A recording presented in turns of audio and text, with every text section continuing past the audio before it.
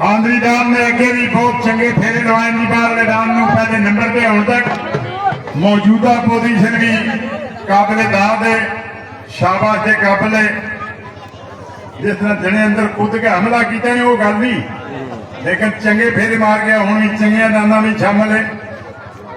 राय गुल मोहम्मद ठुड्डी, आंद्री दाल शेर दिल, वाही दान बाज हाजी मोहम्मद आजाद जुजदा 5 मिनट दूसरे नंबर पे फेरे निकाल भी अगे पहले दिन ये 5 मिनट 78 फेरे ते एक चंडी जी 78 फेरे ते एक चंडी।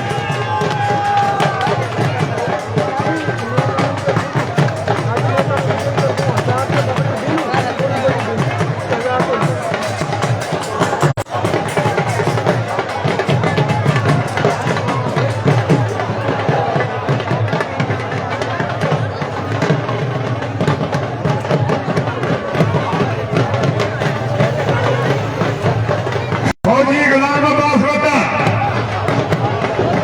फौजी गुलाम अब्बास वतन,